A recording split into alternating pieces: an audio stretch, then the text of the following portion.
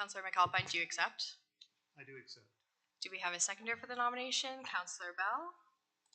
Can I have a motion to appoint Councillor McAlpine as the chair of the Planning and Development Committee meeting of 2024 and that the nominations for chair be closed? All those in favor? Thank you. Carried. And moving on to the role of vice chair, do I have any nominations for the role of vice chair? Sorry, Councillor Oakley. I'd like to nominate Councillor House. Councillor House, do you accept? Yes. Okay. Can I have a seconder for that, please?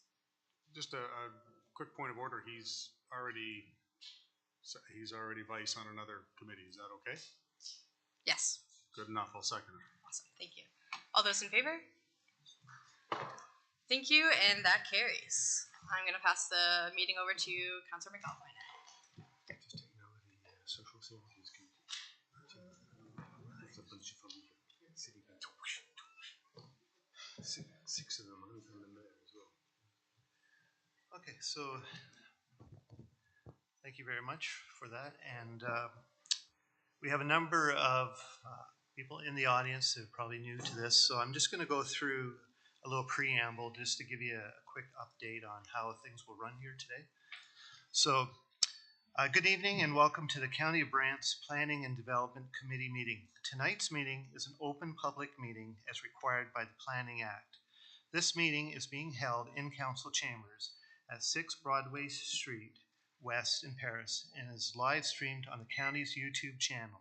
Agenda for the meeting can be found on the council and committee agendas meeting and minutes page on the county website at brant.ca. Present here tonight are the members of council, Deputy Clerk Briar Allison, and Director of Planning Matt Vaughn, and a number of planners and applicants as well. The public meeting component of this meeting is for information and discussion purposes only, and no decisions will be made. Council will make a decision on the matters at the council meeting to be held on December 19th, 2023. If you wish to address council at the meeting, you must submit a delegation form to the county clerks no later than Thursday, December the 14th, 2023. A delegation form is available on the county website or from the deputy clerk following the meeting. Due to the nature of the public meeting, the deputy clerk has a list of members of the public who are requested to speak in advance of this meeting. Members of the public who have not registered to speak will have the opportunity to do so when the chair asks if there is any additional members of the public who wish to speak to the application after the list of registered speakers has been exhausted. When recognized by the chair to speak, you must provide your name and address for the public record before giving comments. Please keep your comments to the planning matters only and avoid repeating comments that have already been expressed. If you have not provided oral or written comments but wish to receive formal notice of the council's decision on the matter, please contact the clerk's department to sign the sign-in form at the podium by the door, which is just back there when you come in. Once the public hearing is open, each applicant will be introduced one at a time. A planner will be asked to present the application for information purposes only. County council members may ask the planner for questions. The applicant will then be provided an opportunity to make comments, followed by those wishing to speak on the application. So thanks very much again for coming, and we'll proceed with the meeting now. Could we have a mover for the agenda? Is there any additions to the agenda? Okay. So, moved by Lucas Oakley and seconded by Councillor Garneau. All those in favor? Passed. Declaration of pecuniary interest. Is there any? Okay. If you have one at future date, please let me know. Adoption of the minutes from the previous meeting. We have a recommendation that the meeting of November 14th, 2023, Planning and Development Committee be approved. Do we have a mover and a second? Moved by Councillor Pierce, seconded by Councillor Miller. All those in favor? It is passed. Okay, is there any business arising from this? I don't see any, so we'll move on. So that brings us to the public hearing under the Planning Act to receive information from the public, and I will declare the public meeting open. We have a recommendation. We could have a mover and a seconder for that. So moved by Mayor Bailey and seconded by Councillor Oakley. I'll ask the planner, Kayla DeLay, to come forward and make her presentation.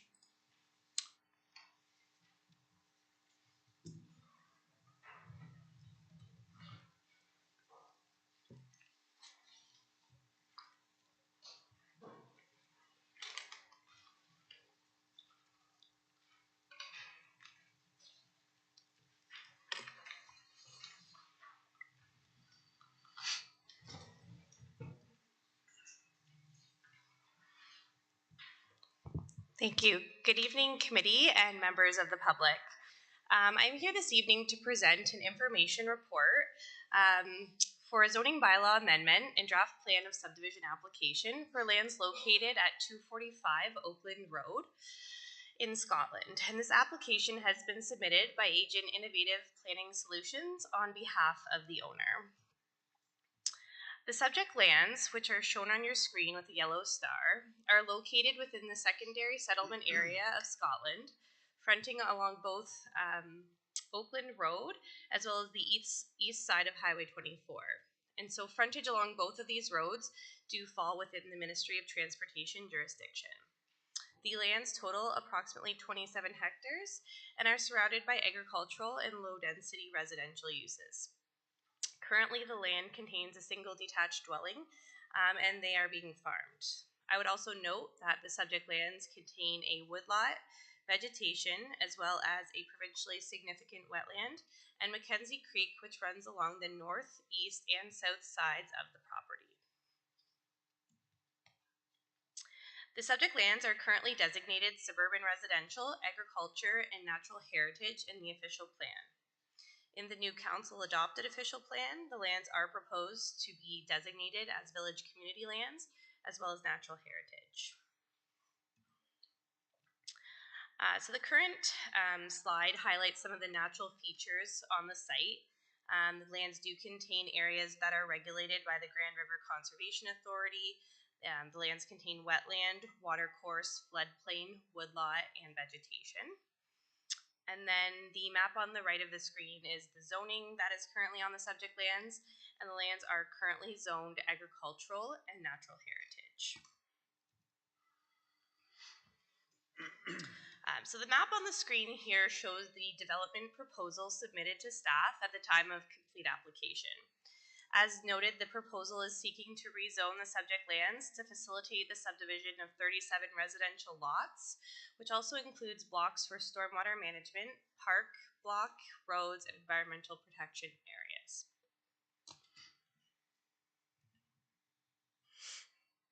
The subject lands require 2 Planning Act applications, one of which is the request to rezone the subject lands. So on the screen here, you'll see that the lands are proposed to be rezoned to suburban residential, as well as an increase to the natural heritage zone, which currently exists on the site today, as well as a small portion of open space zone. The second Planning Act application is the draft plan of subdivision, which looks to subdivide the lands for the creation of 37 residential lots and blocks for stormwater, park, and natural protection. At this time, the lots are proposed to meet the requirement for a 30-meter lot frontage and a 3,000 square meter lot size for the residential use on private servicing. As part of the complete application, the following studies were submitted to staff. And I should note that although the studies have been submitted, there are some outstanding comments that will require updates to both the studies as well as the developable area of the site. So these studies that were submitted to staff include the Planning Justification Report, Geotechnical Investigation, Hydrogeological Investigation, Functional Servicing, Stormwater Management, Environmental Impact Study, Traffic Impact Study, Environmental Noise, as well as a Stage 1 and Stage 2 archaeological assessment. So at this time, there are 4 sort of key considerations that planning staff anticipate will likely bring some changes to the proposal that you see here today. And these considerations include public consultation, environmental protection, servicing, as well as traffic and MTO constraints.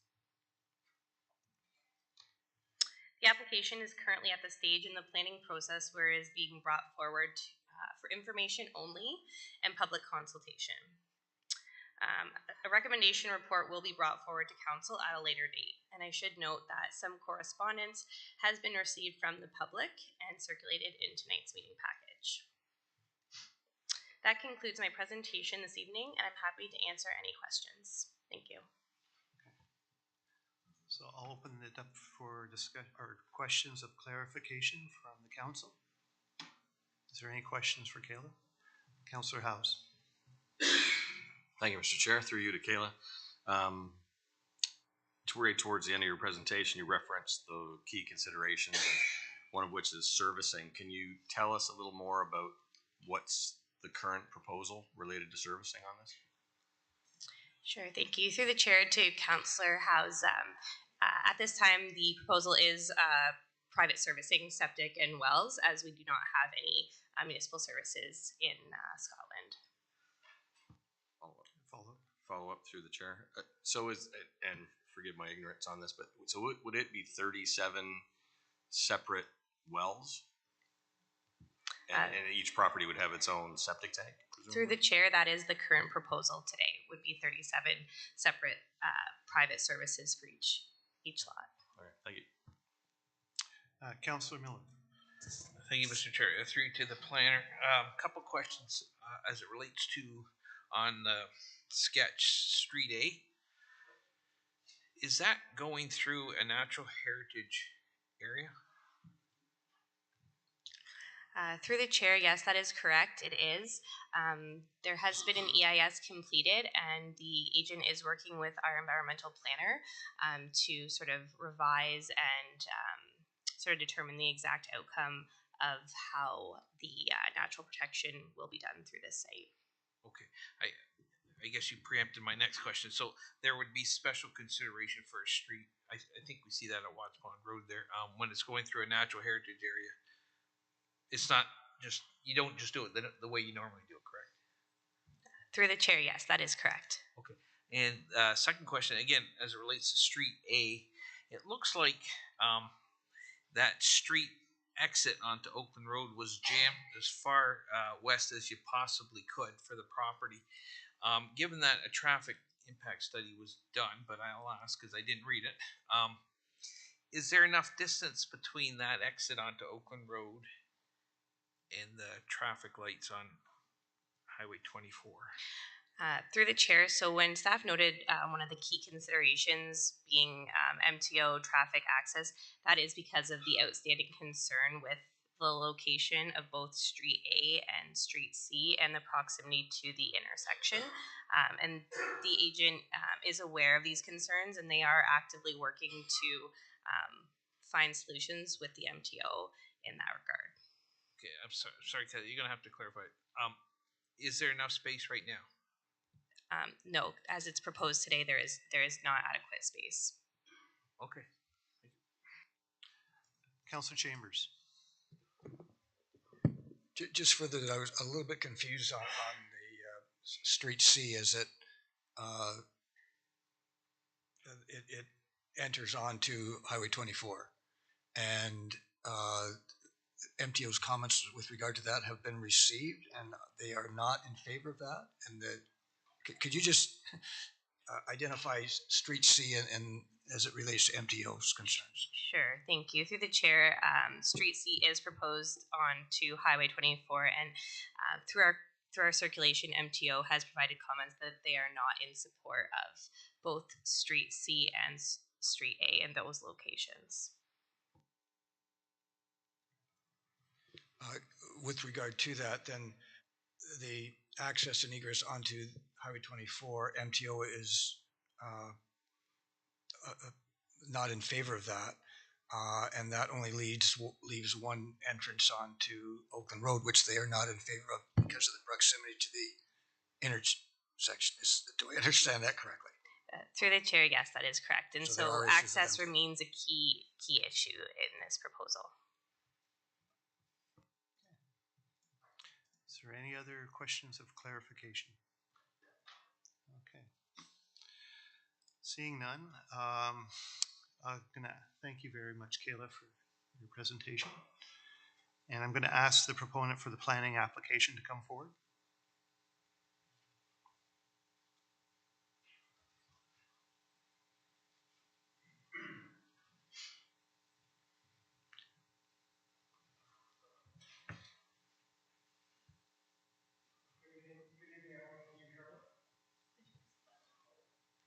Is that better?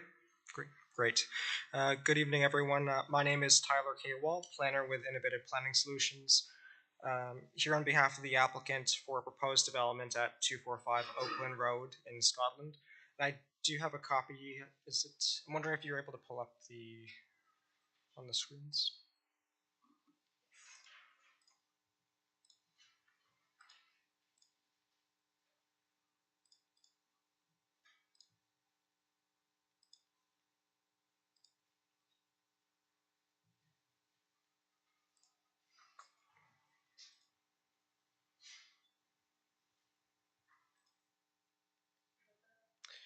Oh, sorry. The presentation that we sent, like from IPS, if you have that available. Oh, okay. I can do that. Yeah. Sorry about that.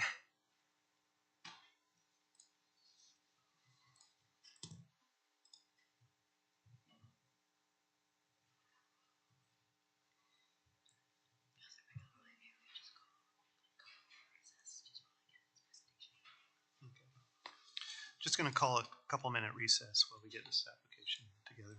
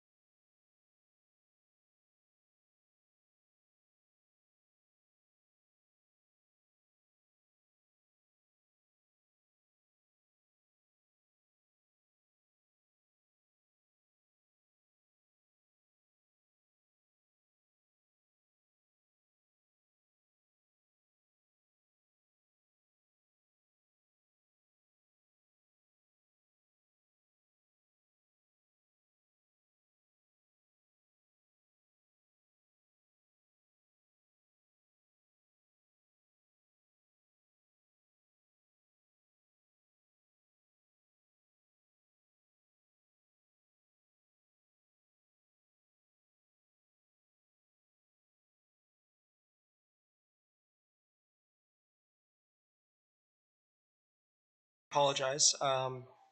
Start from the beginning. Good evening, everyone.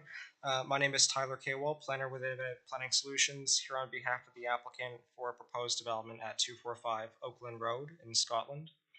I'll be covering the submitted applications for plan of subdivision and zoning bylaw amendments on the property. I do have a brief presentation here, following which I can take any questions. And apologies in advance. A lot of this has already been covered by the staff presentation, but it's good to get clarity and hear it again. Next slide, please. Great. The applications are supported by various studies, reports, and plans as required by the County of Brant. These were mentioned by the county planner, and they're shown here on this slide. These documents are listed here for reference and are subject to review by the county, the MTO, and the Grand River Conservation Authority.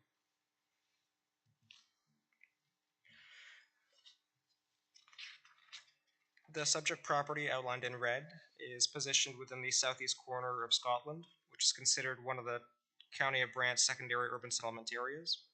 Scotland offers amenities for everyday living, including a food market, restaurants, post office, the Scotland Community Centre, the Oakland Scotland Public School, and Optimus Park.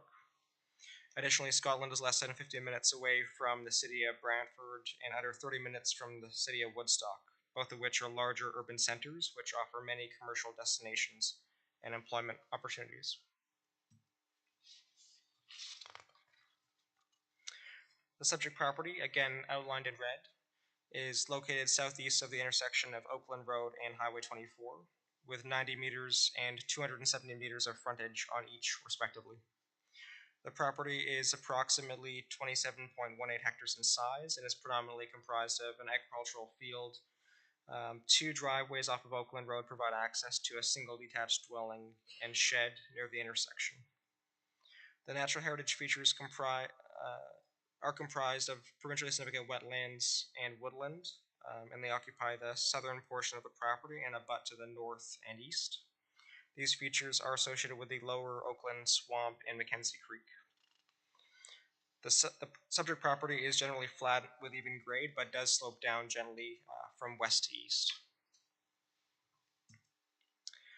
In the County of Brant's official plan, the property is designated suburban residential as shown here. It is also designated natural heritage system and agriculture. So for clarity on this image, the majority of the property is shown in beige. That area is designated currently suburban residential in the official plan. The green shows areas designated natural heritage system, and the small portion of white at the bottom is agriculture designation. The majority of the property is located within Scotland Settlements area boundary, and that is shown in that kind of darker orangish beige line that kind of divides the natural heritage with the residential portion. As shown here, Schedule C8 of the official plan indicates that natural heritage system within and abutting the property consists of provincially significant wetlands and woodlands, as well as hazard lands associated with the with potential flooding. As you can see here, most of the property corresponding with the suburban residential designation is free from those development constraints. Again, as seen here, the county's comprehensive zoning bylaw currently does zone the property agricultural, or A, as well as natural heritage, or NH. And again, the current agricultural zoning generally corresponds with the official plan's current suburban residential designation. It is noted that the abutting property to the west and the majority of other properties within Scotland are zoned suburban residential, or SR.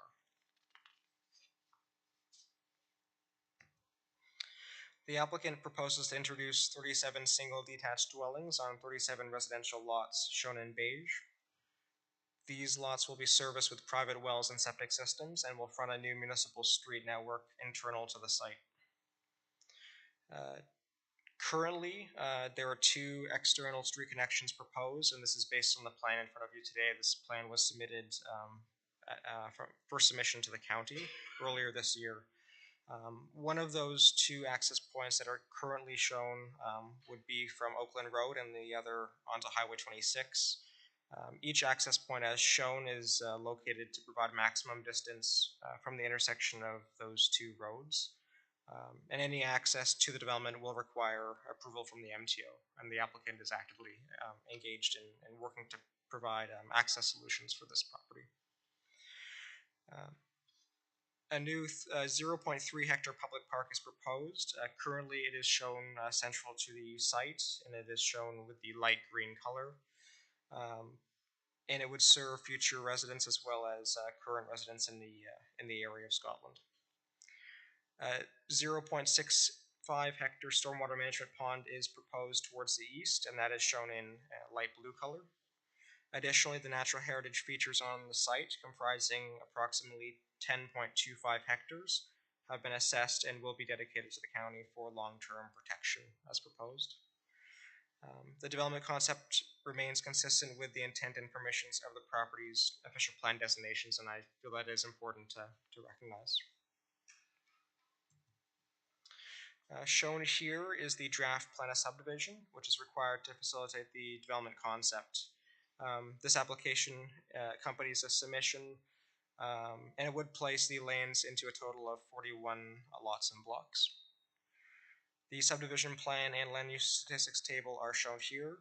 I should note that the proposed development maintains a 30-meter buffer to the provincially significant wetland, a 15-meter buffer to the woodlands, and a 15-meter buffer to the 100-year floodplain.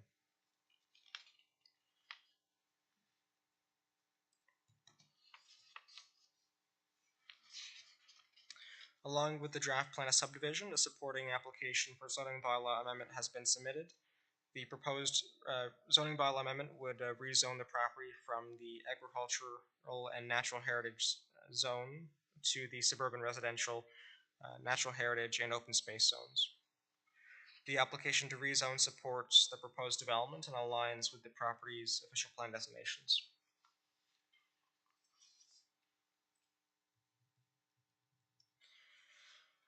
The table shown here provides the zoning standards and requirements for the suburban residential or SR zone relative to the proposed residential lots. The lots will be large, each with at least 30 meters of frontage and at least 3,000 square meters in size. And as you can see, and as mentioned by the county planner, all lots will be developed in full compliance with the standards of the SR zone.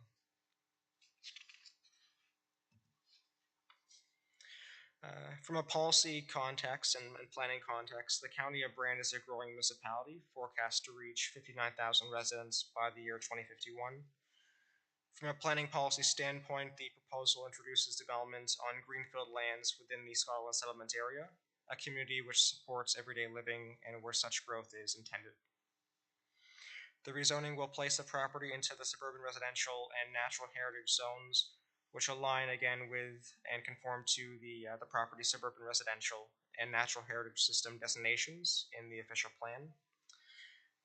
The development concept provides low-density residential development consistent with the character of the area and the suburban residential designation.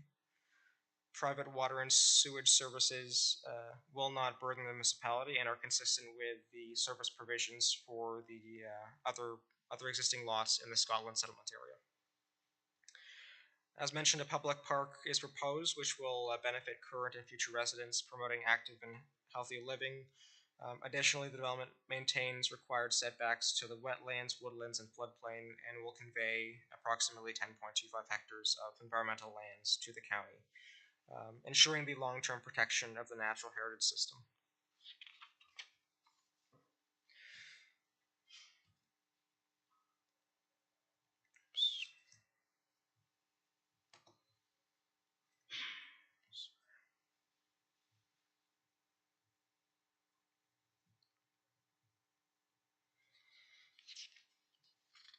So in summary, the applicant has submitted a plan of subdivision application, which includes 37 residential lots, a public park, a stormwater pond, and 10.25 hectares of environmental lands, which will be conserved. The applicant has also submitted at the same time a zoning bylaw amendment application, which will implement land uses corresponding to the plan of subdivision, and they are consistent with the official plan. All residential lots will be developed in full compliance with the SR zone as well. And the proposal directs development where it is intended, providing much needed housing while preserving the natural heritage system and its features. For these reasons, the applications and proposed development, we believe, comply with all levels of planning policy and represent good planning. So this does conclude my presentation this evening. At this point, I'd be happy to take any questions. Thank you. So if we have any questions for clarity from the council. Councillor Pierce. Thank you, Mr. Chair, through you. So I just want to clarify something, something you said there. I think you said water and wastewater will not burden the community for this project. And you're telling me that putting 37 lots in there with wells on each lot and septic on each lot is not going to burden the community. Can you elaborate on that, please? Yes, so through the chair, thank you for your question. In reference to the statement on not burdening the municipality, I mean that in the sense of private services being consistent with the surrounding community, because it does not have currently municipal water or sewer services. Not only would it be consistent with the existing built area of the Scotland settlement area, the nature of it being private wells and septics for each lot means there is no need to extend what is non-existent municipal water and sewer infrastructure. So there is no additional costs required in terms of municipal infrastructure being brought to those lots in the sense of water and sewer. Follow up, Mr. Chair? Okay, I appreciate that on a financial burden, but what if we look at it as just a burden of having 37 wells and 37 septics in an area that small? Great. Through the chair, again, great consideration there. This has been looked at through the geotechnical, hydrogeological, and engineering consultants we've retained. So hydrogeological study has been done to look at groundwater implications for groundwater, whether it be risk to groundwater as a result of development, or groundwater supply for potable water should 37 wells be introduced to the site. Similar to that, geotechnical again has been done to look at suitability of septic systems in this kind of development on private services. And connecting those two things, those two reports and those two studies, our engineers have prepared, I should say, the functional servicing plan and report that look at how these lots will all be serviced and again, capacity. And I believe our geotechnical consultant has also looked at through pumping tests to make sure that, number one, there's enough water, groundwater to supply for the long term of the proposed development, but also that it's not compromising neighboring wells and neighboring supplies. One final comment, if I could, Mr. Chair, and I appreciate that very last point that you made there because that's crucial. There's already development, there's already houses there, and not only do we want to ensure that there's enough for what's coming in, but we don't want to impact the others. So thank you. Councillor Coleman. Thank you, Mr. Excuse me. Thank you, Mr. Chair. Have you done the pumping test? I believe our engineers, I should say the geotechnical consultants at GEI has completed that pumping test. Yeah, I believe. Is there results? Is there results? I believe there are. Yes, so we will look into that. So I'll noting down some notes here, and we can provide that information. So. Just further to that, they also completed a year-round groundwater monitoring to look at groundwater levels, not just for basement considerations, but also for wells. So. Councillor Chambers. Just through you, Mr. Chairman, to the applicant. I'm just going to pick one of the lots at random. I'll pick number 27. If this is finally approved, lot number 27 is a residential lot that'll be sold to someone who will build a house on it, and away they go. What happens with block 40?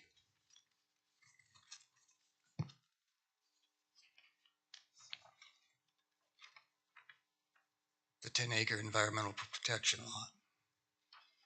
Sorry, just to clarify your question through the chair, you're asking if a home is proposed or is constructed on lot 27 and potential impacts to you're asking the no, I guess the gist of my question is you've got a lot 40, which is a environmental protection lot, a huge lot. What's going to become of that? Is that just going to present owner is going to retain that? Through the chair to clarify, yes, the block 41 and 40, the two environmental protection blocks that comprise a total of 10.25 hectares as shown, those are intended to be conveyed as public lands. I believe in this case, in the County of Brant, it would be dedicated to the County of Brant for long-term protection and preservation. So the future lot 41 and 40 are to be ceded to the municipality, is what the plan. That's my understanding. That's correct. Yeah, and those limits again are supported by the EIS or environmental impact study, which has looked at the features including woodland, wetland, as well as flood considerations, and the development maintains setbacks ranging between 15 and 30 meters. It depends on the feature, and that sets the development limit. So development would be in accordance with an approved EIS, which is yet to be approved, right? So that's So that is what informs this, and the EIS includes considerations not only for buffers, but how the development is to proceed in a way that does not impact these features which are for protection.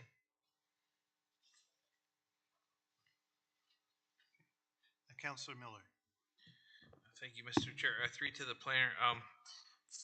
For the houses, I know this is just a planning application information session, but down the road, if it gets legs, the houses, the lots set back on the Highway 24, is there any, have you guys thought about noise mitigation for those lots? As you know, they're backing on the Highway 24. Highway 24, it's 80 kilometers an hour. There's a, which obviously people do a little faster than that. There's a light there. You're going to have traffic starting, stopping. It's really, really loud certain times of day. And I'm just trying to save some grief for future councilors. I mean, we have people on Bishop's Gate, and you know, you can't stand out there and have a conversation in their backyard on certain day or certain times of the day because of all the traffic. So I don't want to see that a problem there. So is there any thought so thus far into noise mitigation for those houses that abut Highway 24? Through the chair, again, great question. Thank you. Yes, the answer is yes. So we have retained Bell Acoustics, which is a noise consultant.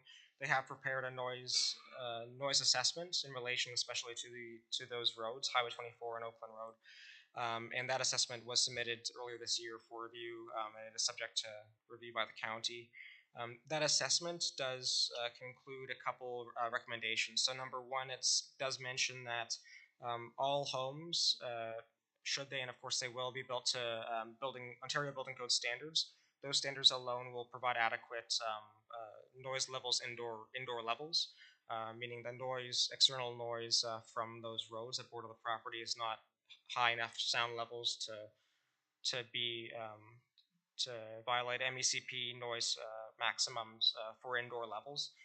Having said that, for outdoor noise levels, 1.8 meter high sound barrier is proposed behind lots 1 to 4. So to your question specifically on Highway 24, yes, lots 1, 2, 3, and 4 happen to be the only lots that are in direct proximity and directly abutting Highway 24. So there would be a sound barrier proposed through our noise consultant for those lots. Aside from that, no other sound barrier as of today we believe is required. I hope that does answer your question. Yeah, it does. Thank you. Do we have any other questions of clarification for our planner? Okay, well, thank you very much for your comments, and we're going to be opening this up to the public, so if you want to just move to the side, and then at the end we'll allow you a chance to speak again. Great, thank you. Okay. So this is the opportunity for the public to speak. We do have one individual as a delegation already. Yes, we have Robert and Jima.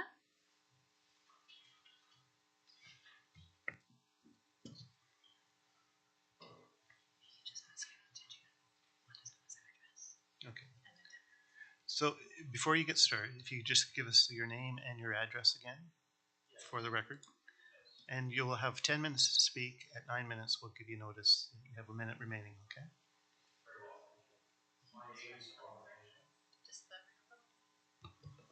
Can you hear me now? My name is Robert Angema, and I live at 243 Oakland Road, which is adjacent on 2 sides of the property in question. And I realize that this is simply an information gathering session and that we are nowhere near a decision here. But I want to make sure that my viewpoints are included in that information gathering. I included a letter that you'll find with the agenda. First item I'd like to mention here is the new official plan that's been put in place by this county. And part of that is to protect agricultural land. Related to land protected in general, in addition to that, if Street A were to be put in from Oakland Road, it would be cutting into the natural heritage zone. Some of the things I have here I had written before coming to this meeting, so I realize that some of this has been said already, but putting a street through it destroys it. It doesn't protect it, the natural heritage zone. There also seems to be little care in the plan that's been put forward on what kind of impact it will have on the community. I am concerned that this plan has more to do with building and selling new homes and has little regard for the impact that it has on the local community of Scotland. My family used to live on the south end of Paris, arriving there in 2010. And I remember commitments made, or at least by some of the council here in this body here, at least previous, an attempt to keep the small town feel of Paris. All we have to do now is just look at the south end of Paris today, and we see something quite different. Now it has more of a city-like feel instead. And judging by some of the comments that I've been hearing already in Scotland, Scotland doesn't want to become that kind of thing there. This new proposal area is physically separated from the main part of Scotland, making the only way to get there, the only way to get to the main area of Scotland is by car, effectively. What I mean by that is there's no sidewalks or anything like that. So by building this there, it only increases the bedroom community trend that seems to be going on in our society. I have a couple of comments about Street A as well. Although this is only a proposal now, if there's an attempt to put Street A in, then I have a couple comments to make about that. First, it's already been mentioned in my letter, my concern about what damage that could cause to the west end of my land. The second thing, I would be objecting to that part of the street that is immediately beside my property especially. For myself, I can't put anything right on the edge of my property line, so I don't see why the street can go be right beside my property either. The third item I'd like to say is I didn't move to 243 Oakland location just to have it made into a corner lot by a new subdivision. Excuse me. If I wanted to live in a corner lot, I wouldn't be living there. Instead, I would have chosen a corner somewhere else. If this were to proceed, I would be exercising every right at my disposal, should I opt to appeal, to prevent Street A from being put there. The fourth item, my family and I are concerned about privacy from others using the street. The fifth item, if there were going to be street lights for Street A, we would have light pollution from those street lights, if street lights were put in there. And the sixth item, my family and I would be dealing with a lot of traffic noise. All of these reasons I put forward for this about Street A I've mentioned greatly affect our living experience there. Just imagine sitting in your backyard or doing yard work during the daytime and hearing vehicles going by right beside your home, or sitting there in the evening with street lights and cars going by and dealing with the light. And there's an item here about water. I wrote this before hearing what we've heard tonight, but I'm going to read that. What research has been taken to ensure sufficient water supply is available for the existing homes, businesses, and farms, in addition to the 37 proposed homes? I hope to hear back at some point an answer to this question. There has been concern raised by the Scotland residents that there isn't enough. I can't stress enough again how much I would be opposed to all of this, especially if Street A would be put in where it is proposed. It is my request that if this application proceeds further, that council would reject it. I would be happy to discuss this further with you for possible alternatives. For my part, I will continue to keep in touch with Ward 5 councillors. Thank you for your time. Listen to what I have to say. I'd also like to thank Brian Coleman and Nancy and Blair for very quickly coming and answering my questions. Thank you. Do we have any questions for the presenter from the council? Okay. Well, seeing no questions, thank you very much for your presentation. Thank you. I appreciate your time, Robert. Now we're opening it up now to members of the audience. If there's anybody that would like to come forward, this is the first opportunity. Is there anybody at this moment would like to come forward? Okay. I'm going to ask a second time if there's anybody who would like to come forward and speak. Okay, I see a couple hands coming up.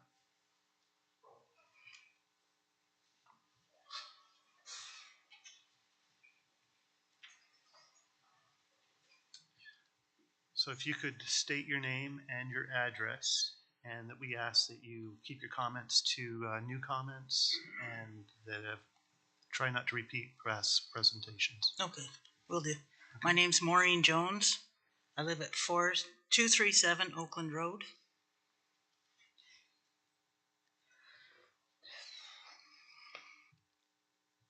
Can I start by saying this is a nightmare to me?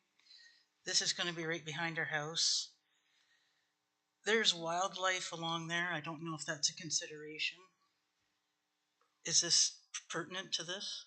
I can hear the coyotes running along the backyard, where the culvert's going to be, along the swampland there. Is there going to be protection for the animals along there from these 37 lots? Is it going to be strictly residential? I don't even know if this is pertinent. I just wanted to voice my objections. And block 41, from what I can see, is loaded with Phragmites. So if this is going to be ceded to the county, that's a huge problem for trying to get rid of those things. Any disturbance of the soil in this area is going to be covered with Phragmites as well. I think that's all I have to say. Does anybody else have any questions there? Thank you.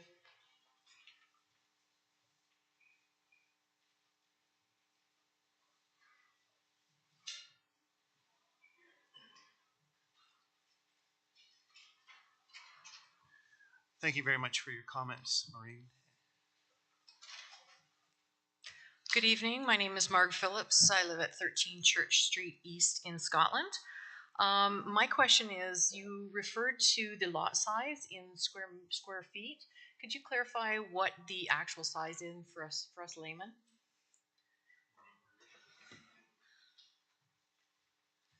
Thank you for your question.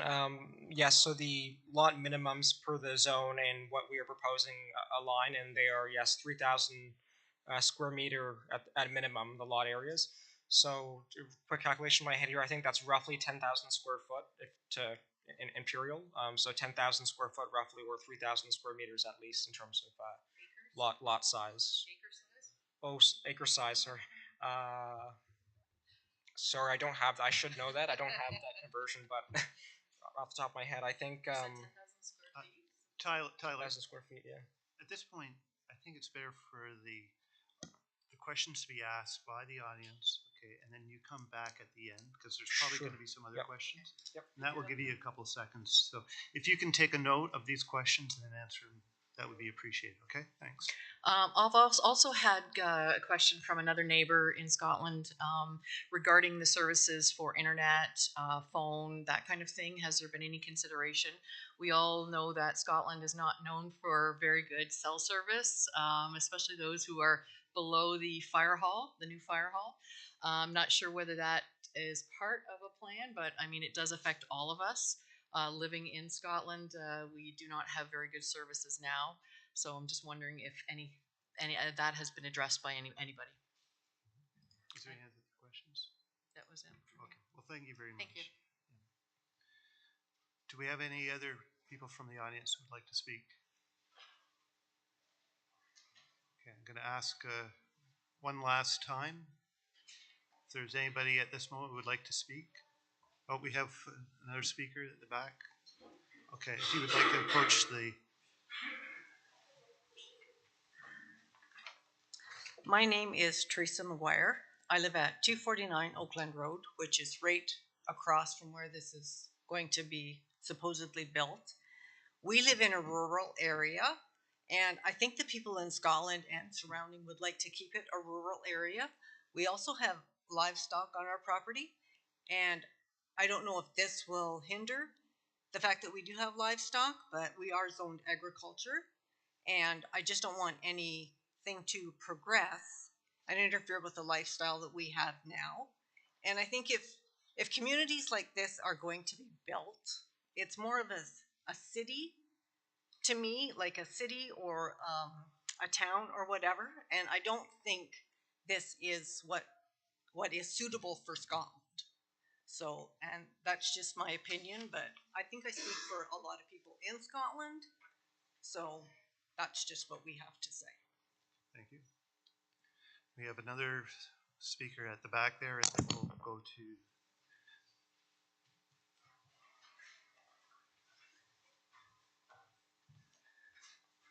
Good evening. My name's Brady Myers. I live at 13 Queen Street South in Scotland. I just have one question, and it might be an oddball one, but as you recently know, I have a 3-month-old daughter now, and I'm just curious the school capacity and education with 37 new homes. We don't know if each kid, do they have 5, 10 kids moving in? I don't know.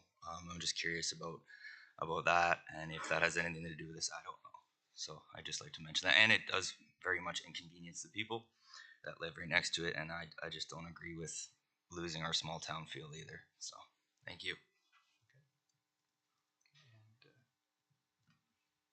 I believe there's a lady that wanted to speak as well.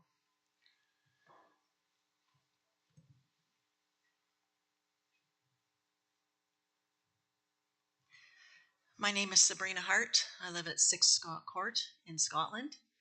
I just wanted to understand a little bit more about the infrastructure that you had mentioned. You had mentioned employment opportunity. I'm not sure where that's coming from, so I'd just like to have a little bit more information on that. We are a farm community. We are a country community, so I'm not sure what employment opportunity you would think would be bringing. The gentleman mentioned about the school. I believe we're already at capacity with portables. So with having 37 new houses and bigger families, I'm not sure where we would have the ability to even build in more schools or add on. The store, we do have a couple of corner stores, but again, having that many people, that many houses, there really isn't anything suitable for grocery stores or anything like that. The traffic is already horrendous in Scotland. I would imagine council already knows that there's been some studies done with the traffic coming through. We've had speed bumps put in, we've had speed bumps taken out. We've been down the road before about transport trucks coming into the town and the noise, and that has never been resolved to date. Again, the internet is very poor. The water table is a concern. How many, I know a lot of people that are concerned about that with that many houses coming in, the water table. And I don't have anything to support this completely, but when we had come to a council meeting when Royal Troon was put in, that was decided back then that that was going to be enough capacity when it came to building and water tables. So I'm wondering what has happened, what has changed since that council and the community would accept another 37 houses. Anyways, that's all I have at the moment. Thank you very much. Thank you for your presentation. And we have one last opportunity for anybody else that would like to speak. Okay, thank you very much for taking the time to come here tonight and speaking, and we'll be taking due note of all your comments and questions. There is going to be another public meeting for a decision coming up in January 9th. Okay. Well, he has an opportunity to speak first before we close up, right? Okay. Okay. So anyway, I was just going to say, if you would like to keep up to date with any information coming forward in regards to this application, we'd like you to sign up at the back there if you haven't already given your name at the beginning here. I'm going to ask the applicant to come forward and answer any of the questions at this point.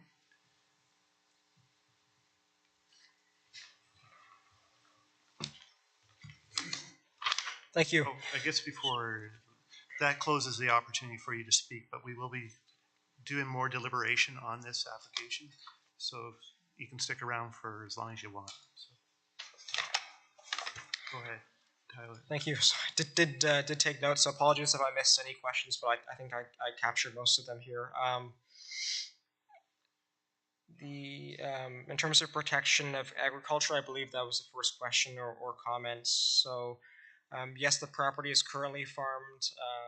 However, it is again designated already in the current official plan as well as the new official plan that's with the province. And in both cases, both documents do designate it for suburban residential, consistent with the majority of the rest of the existing built area of the Scotland settlement area.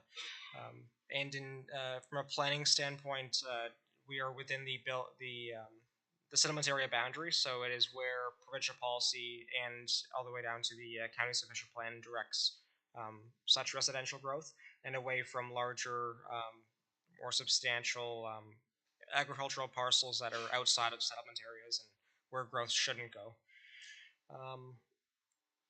In terms of the crossing of Street A, in terms of the across the natural heritage feature, so there's a few reasons why we're currently showing the Street A crossing where we're showing it. Again, number one is to position it as far away from the intersection as possible. The second being the wetland feature there that would be crossed as drawn, as shown, is at its smallest, and so meaning less wetland to cross. And yes, there are considerations in terms of design which mitigate impact to the feature, and those include box culvert for fish and wildlife to pass through to maintain those linkages. It also means additional plantings to enhance the wetland feature. And those recommendations are included within the EIS or environmental impact study that accompanies the submission. In terms of small town feel, I do appreciate those comments and those concerns. Just for perspective, again, the lots are fairly low density when it comes to, relatively speaking, towards like what we would call now in urban areas. With 30 meters of frontage for kind of an imperial conversion, that's roughly 100 feet wide lots. Quite deep as well, considering the private services, so they'll be adequate to accommodate larger homes, but also septic systems and wells. So we believe it still does maintain a generally rural, low-density character. In terms of pedestrian connections and sidewalks, there were circulation comments we received from the county indicating that they may want us to connect the sidewalk along Oakland Road to the intersection to better connect the community from a pedestrian standpoint, and we are open to that.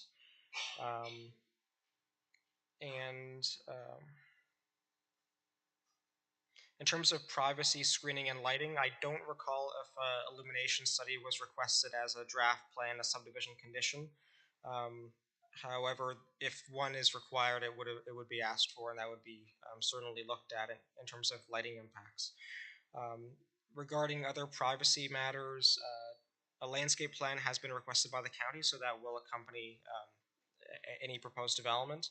And that landscape plan, not only will it include additional plantings throughout the property, but potentially buffer plantings and, in almost every case, some type of privacy fencing abutting existing properties to maintain privacy. Again, with water supply, I'll note again, but that has been looked at and it will continue to be looked at in terms of making sure that not only is the development itself be supported by the water supply for the long term, but that it will not impact or compromise supply for abutting properties in the larger Scotland settlement area.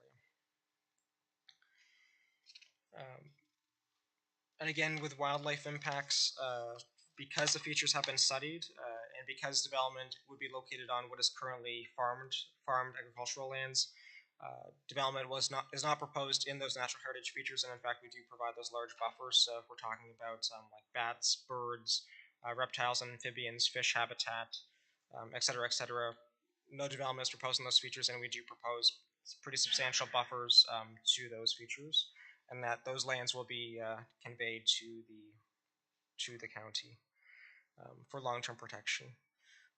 I know that there were some traffic questions or traffic concerns. A traffic impact study has also been submitted in support of the application. That study did, I have the numbers here. Yes, 32 a.m. Peak hour trips, which means I don't recall the exact hour, but if the highest commuting time in the morning is 8 a.m., let's say, that's 32 a.m. peak trips and 41 p.m. peak hour trips generated by the development is estimated. That study also concluded that no intersection improvements are required along the adjacent roads, and the existing intersection of County Road 24 and Oakland Road will continue to provide good function and safety. Same thing can be said with the proposed access points, and again, those are still being worked on. We still continue to work with the MTO to provide an access solution to the property which meets their requirements.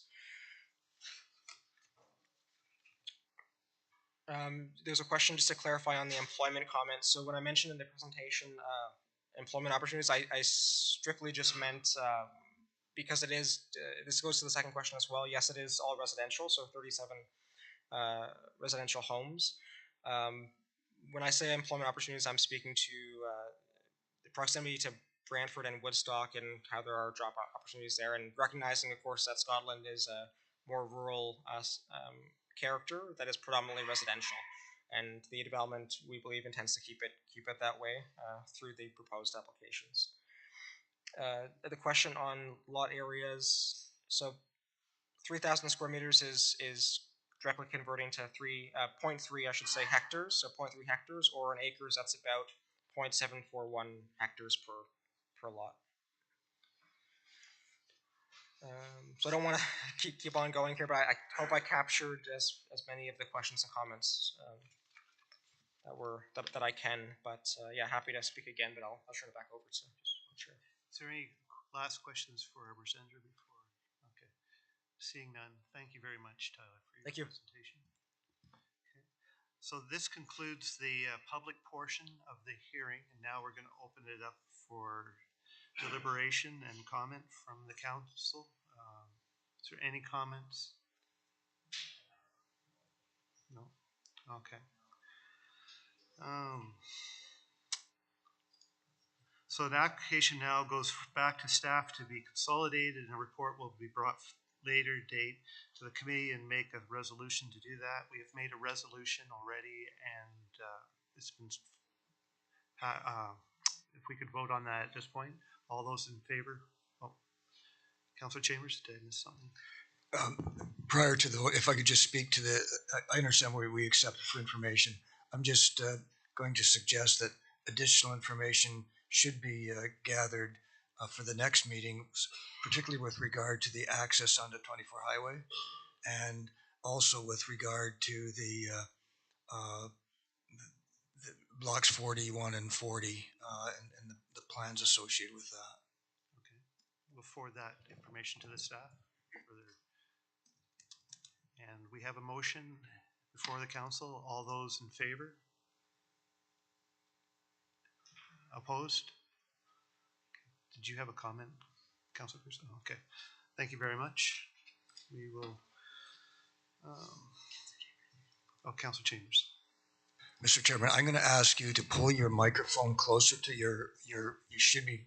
It's very difficult to hear you from my standpoint. I don't know whether the people in the audience can hear you, but you need to speak closer to the microphone so that everybody can hear you. Okay, thank you very much. Okay, consent items. We have no consent items, soon? Okay. Oh, we have no items for item 9 as well at this point. So we'll move on to staff reports. 11.1 RPT 04 9323 site plan control process and bylaw update. And Brandon Courtlive, is he available to come forward and speak to that? Good evening, Chairman. There's no presentation from staff, but we are happy to address any questions that the committee might have. Okay. We do have a recommendation here. Do we have a mover or seconder? Okay, moved by Councillor Coleman, second by Councillor Bell. Do we have any questions for Brandon? Councillor Pierce. Thank you, Mr. Chair. So I guess it's on page 48 of our report, when it talks of, in the bylaw section of it. So number 7 on page 48, it talks that the county, the council of the corporation of the county of Brant may require the owner of the proposed development on the lands subject to site plan control to enter into a site plan agreement with the county to ensure the provisions of any and all facility work matters are set out in section 41.7 and the maintenance thereof referred to in section 41.7B of the Planning Act. I just want to confirm that this is, when we think of what we've gone through with subdivision, that there's dates attached to these, that things have to be done by a certain date, and I just want to, because there's no date parameters that are noted in there, but I just want to confirm that this falls under the umbrella that we're now entering into with these subdivisions and stuff, that there's going to be dates put to certain things that need to be done. I just want to make sure that this falls in that same category. Okay. Brandon. Yes, through the chair to that question. So under, I believe it's section 9 of the bylaw, it speaks to the development agreement specifically and timelines related to that. So it talks to elapsing of the development agreement within 2 years. So the idea behind applying a date specifically to that is to have the works prescribed within the development agreement done within that 2-year period. So there is a timeline attributed to that, and we did have those discussions with the development community about kind of what's an appropriate timeline to try and get things done. But essentially that would be laid out in the development agreement specifically, which works would be done by what time period.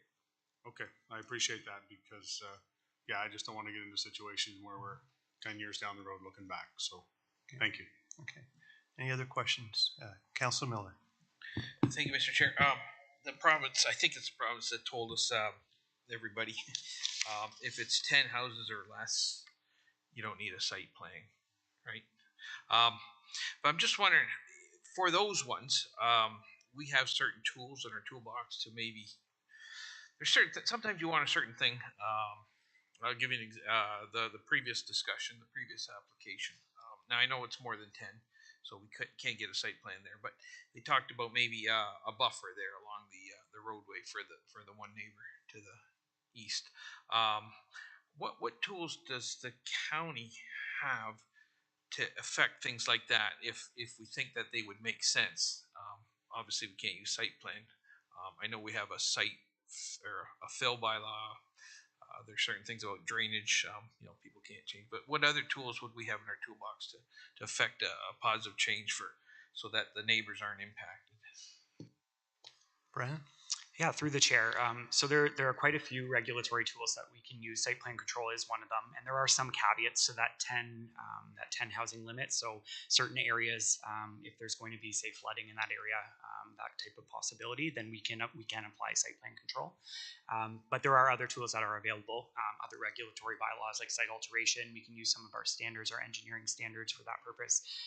And the municipality will, with our new zoning bylaw, we can look at applying buffers through zoning. And then we can also look at community planning permit systems as kind of a regulatory tool that combines site plan and zoning together. And then there are requirements you can put into that type of tool to provide benefits to the municipality, like buffering and that. Okay, thank you. So site planning without the site plan, but it does make sense. So, okay, thank you. Okay. Is there any other questions? Councilor Chambers. Could you just elaborate a little bit on the delegated authority clause and what the responsibilities of the council is as it relates to approving site plans, and in line with the new legislation or the proposed legislations? Brandon. Yeah, through the chair. So as we know, the province passed legislation related to site plan control. One of the things that they changed was the delegated authority to staff. So they've essentially said that all site plans need to be delegated to staff for approval. So we're looking at an update to our site plan control bylaw, or to our delegated authority bylaw, for that purpose. And part of the reason we've redone this bylaw is to address some of those legislative changes as well. And just to follow up, so I'm clear on that. So site plans henceforth, when we update our delegated authority bylaw will be at the staff level, and at what input and what recourse does the council have if it disagrees with what staff is proposing in the site plan? Through the chair. So that is a great question. What we would look to do with the delegated authority bylaw and potentially with this bylaw as well, we've looked at providing thresholds for different types of approval for staff. We would obviously be keeping council in the loop on this, and we've tried to bake that into this bylaw by saying there is notification to council to be provided with certain site plan approvals. Unfortunately, the authority of the approval process from the province has been delegated to staff that way, so there isn't really that control for the municipality or for council to grant approvals for site plan. Commenting is a way to do that, and we're hoping obviously with the communications between council and staff we can provide some transparency that way, but then ultimately the approval authority lies with staff, is delegated to staff. And just a final comment, it's interesting that you preface that with, unfortunately, the province has delegated authority for site plan authority to staff rather than council. I suppose that's my bias coming through, but it can be through the chair, it can be a beneficial thing. There's obviously two sides to the sword, so I'll just leave it at that. Okay. Is there further questions for Brandon? Okay. Well, thank you very much for your presentation, Brandon. And we have a motion, and it's been passed. All those in favor? Okay. So moving on to 11.2, RPT 049-23 Municipal Civic Addressing Policy. A. Almalfa. Hi, are we here? I don't know if you can hear me okay? We can hear you, yes. Perfect. No presentation as well, but if you have any questions, feel free. Okay. Do we have some questions? Councillor Pierce. Thanks, Mr. Chair. I'll move it to get it on the table first of all. Yeah. Moved by Councillor Pierce for the recommendation, seconded by Councillor Kyle. Okay. Thank you, Mr. Chair. Through you. So page, I guess it's 5 of the report, so page 61 in our package. Item 4.4 and 4.5, it talks about civic address numbers should increase by increments of 4 for dwellings with frontage greater than 20 meters in urban areas. And then civic addresses, numbers, properties in rural areas should increase by 8 for every 40 meters. Is this now, obviously this has been in there new, is this because of issues that we ran into on Scenic Drive that we're now fixing it so that will not happen again? Through the chair to Councillor, this is somewhat, I guess, an issue that was raised in the past, and we want to make sure that we do maintain some space if there is infill lots in the future. So just because of issues as well as just practicing that we've been doing, it's just a standard practice that we've added in. I thank you for that, and I'm sure a number of residents will thank you for that. Okay. Is there any other questions? Councilor Miller. Through to Arwa. Was the Ag Advisory Committee, were they offered a chance to give input on this? Through the chair to Councillor, we did not circulate this to the Ag Advisory Committee. Okay, that's unfortunate. And I'm asking because the previous term of council, I know that was brought up. I don't know if we ever got an answer. It was Rashika looking after it. She was here tonight. Could have asked her. My question is, through Mr. Chair, if in our planning process, sometimes we'll take a farm and we'll sever the lot and we'll leave the land there.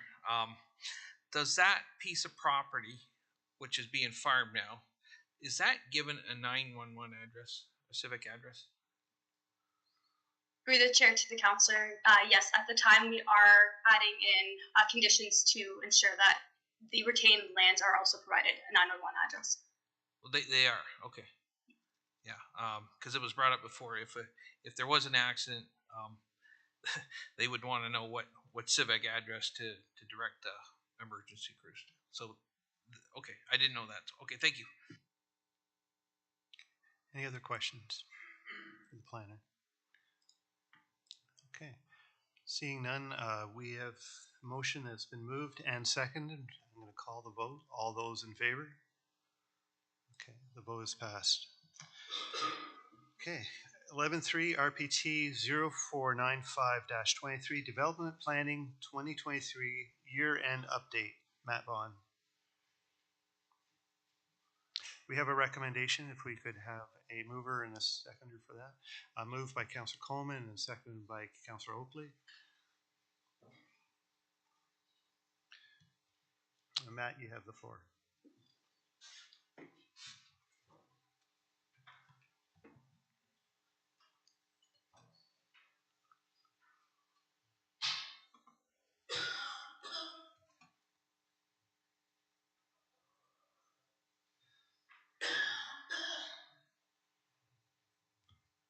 Okay. I think this works. Yep, good stuff. Okay, thanks very much.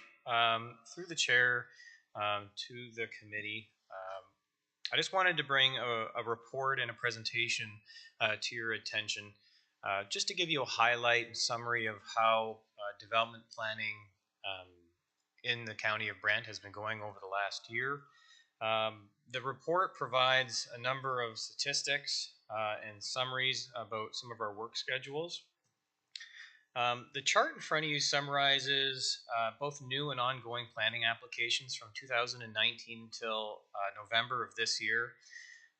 You'll see our numbers are quite a bit down this year in certain categories, but it's important to remember that many planning applications are not completed in the year that they're submitted, and the work crosses over multiple years, including clearing conditions, registration, and various the review of applications and approvals.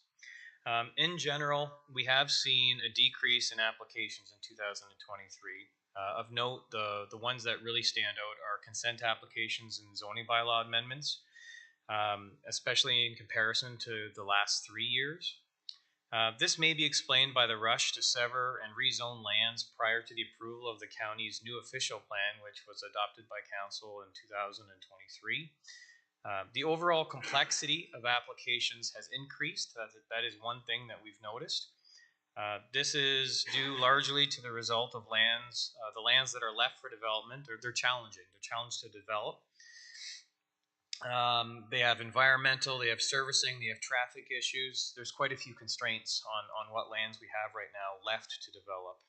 And throughout 2023, in addition to processing development applications, development planning staff have also initiated a number of other important projects, and we've completed those, including the new subdivision agreement template, the new site plan agreement template, a site plan control bylaw that we've discussed tonight, and the civic address policy that we've discussed tonight. Staff have also been occupied with development in the St. George interim control bylaw, as well as we've represented the county at various Ontario Land Tribunal matters, including the preparation of expert testimony and settlement documents. With 11 active OLT files in 2023, we've allocated a lot of time and resources to fulfilling the tribunal's requirements.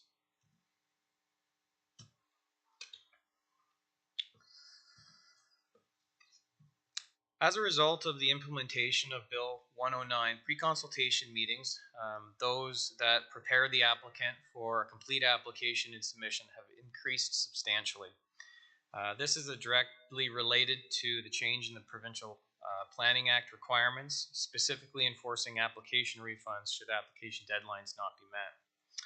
As per the legislative changes, more time is spent at the beginning of the development process with applicants through the pre-consultation process to ensure that application requirements are identified and we get what we need so that complete planning application submissions are received and our timelines are met to avoid hefty application refunds.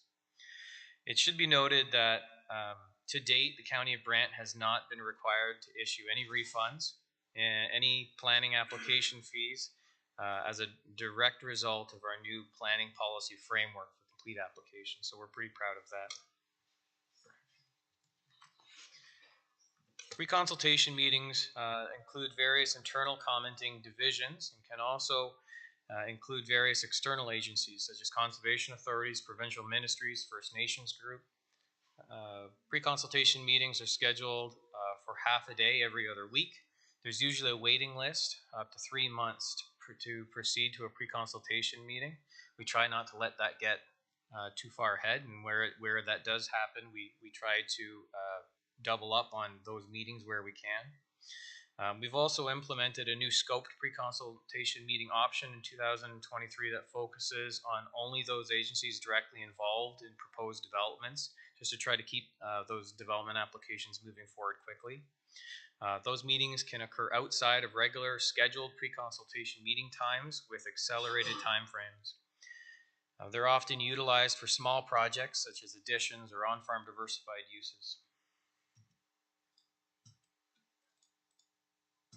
Yeah, man.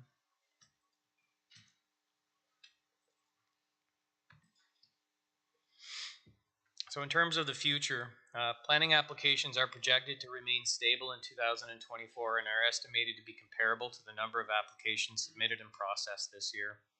While the overall application numbers are down from 2022, the number of pre-consultation meetings has nearly doubled, signaling that there is a desire for more development. With increased interest rates projected to stabilize and perhaps decrease in 2024, staff are hopeful that we'll continue to see interest in new development applications in industrial, commercial, institutional, and residential sectors across the county. Additionally, with the potential approval of the new provincial policy statement, the province has shown flexibility in how land use policies may be approached. This could have positive impacts to the ease of land use development in the future. Planning staff will continue to work diligently with our development industry partners in processing development applications and bringing thoughtful, responsible, and progressive growth opportunities for Council's consideration. Thanks very much, and I'm happy to answer any questions if you have any. Okay. Councillor House. Thank you, Mr. Chair. Through you to Matt. Matt, 5 years ago, we sat here on a night like this and we listened to a presentation like this. Yeah.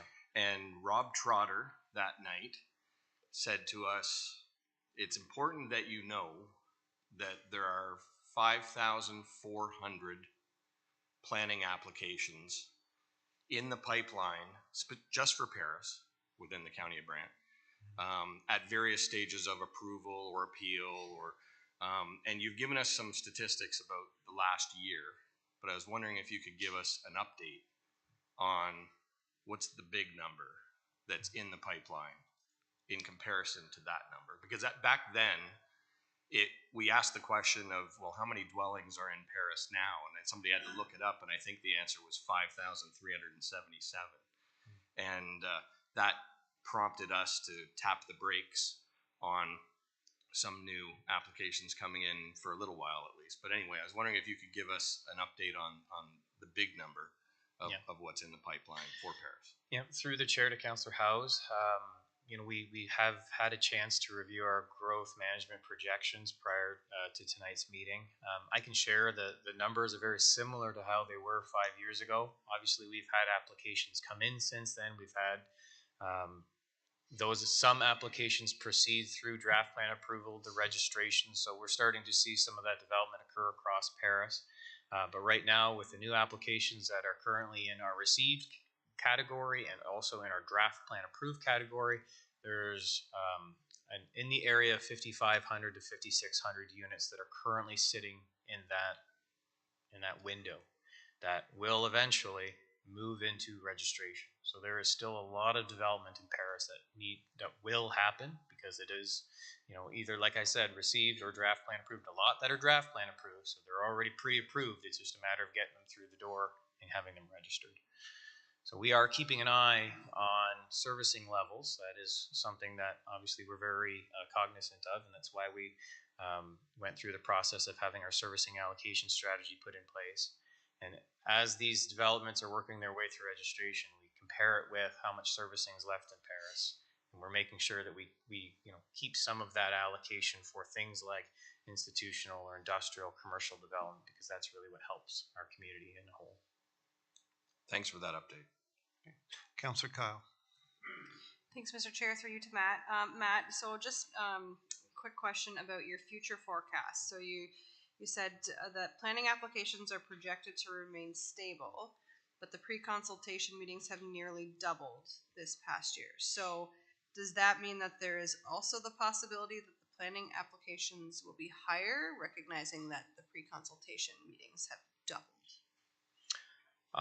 Through the chair to Councillor Kyle, that is a possibility. I think our estimates for 2024 are conservative.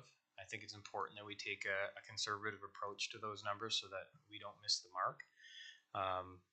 And you know, a lot can change with interest rates. I think we saw that this year. We projected our numbers this year based on every year trumping the last, and at this point now we're down in certain application numbers 50% where we were the year before, and I think a lot of it has to do with the state of the economy. If that turns, I can see things really moving forward for us. We have a lot of development in the Rest Acre 403 area, and it's just raring to go, and it's just a matter of us getting some things in place with the MTO, and I think you'll see start to see a lot of development in Paris. And St. George isn't far off. Councillor Coleman. Thank you, Mr. Chair. Now we've heard Paris. Let's get to hear the rest of the municipality. What's the forecast for the rest of the municipality for potential development coming forward? Great question. Through the chair to Councillor Coleman. Like I just said, the St. George is starting to ramp up for development. We have a number of fairly large developments that are currently going through the Ontario Land Tribunal process right now.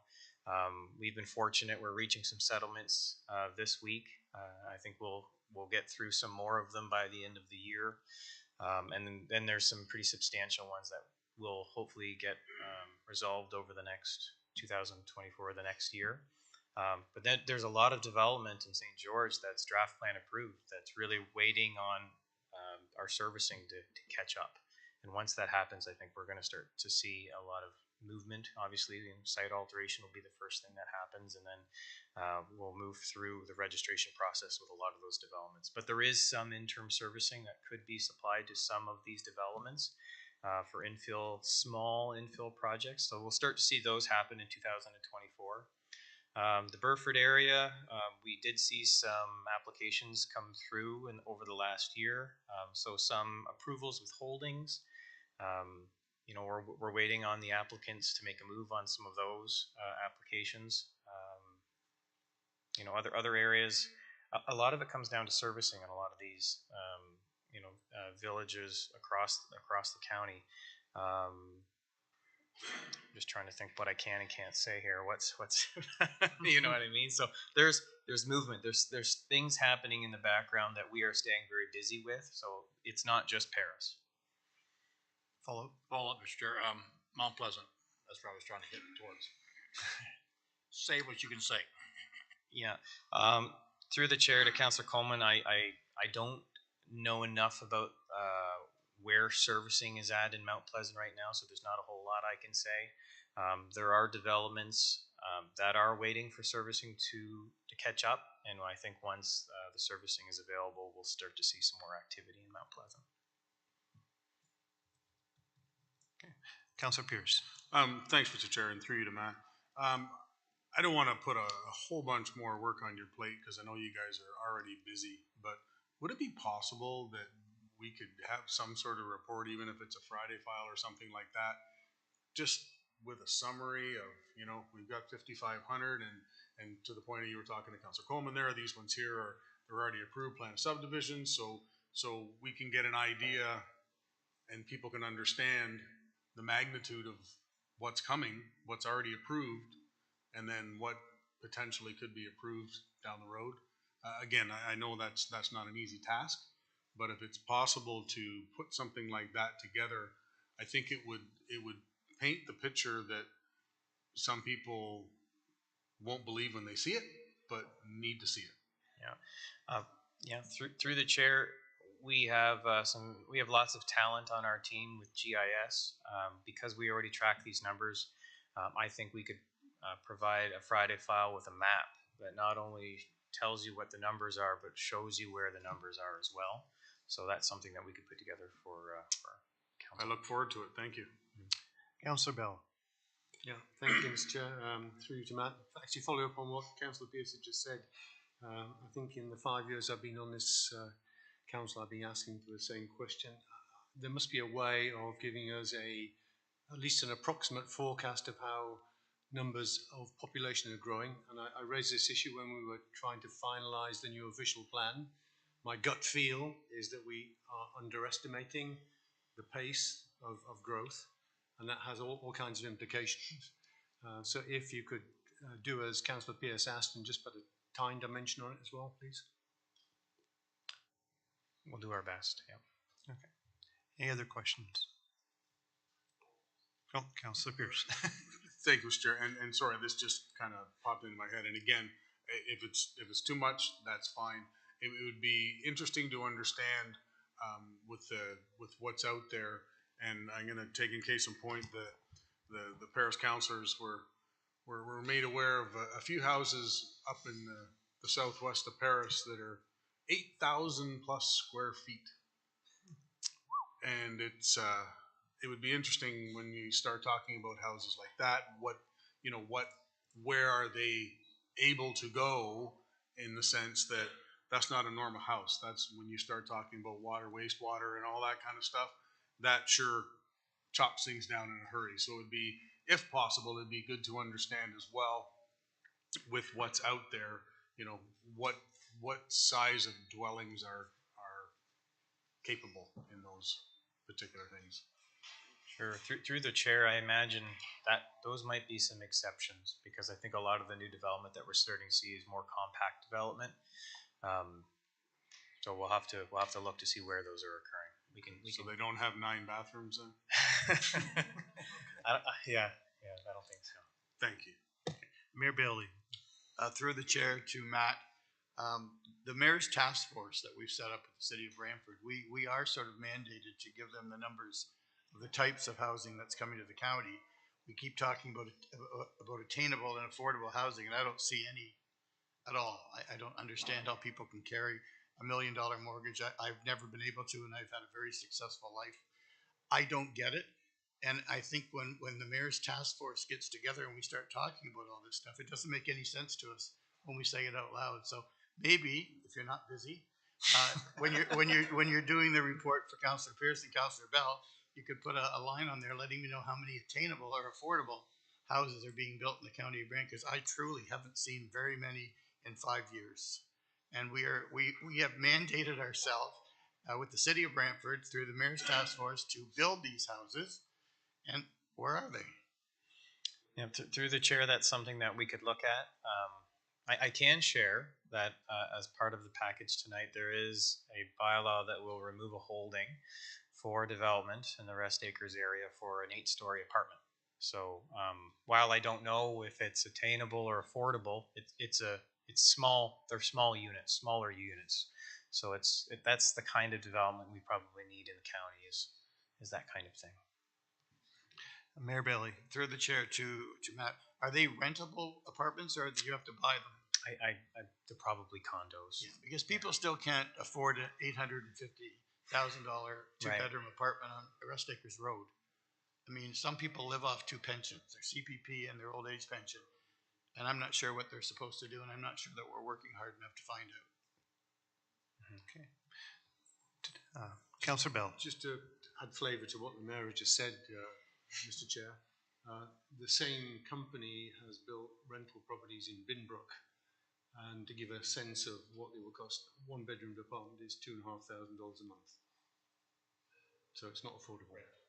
Rental. Okay. Any other questions or comments? Okay. Seeing none, we have a motion that's been moved and seconded. As a motion, can we, I'll call the vote now. All those in favor? All those opposed? It's passed. Okay. We have no communications, I believe. Any other business? We have no in-camera, so that just means next meeting, January 9th, 2024, at County of Brant Council Chambers. Do we have a motion to close the meeting? Moved by Councillor Pierce. Thanks.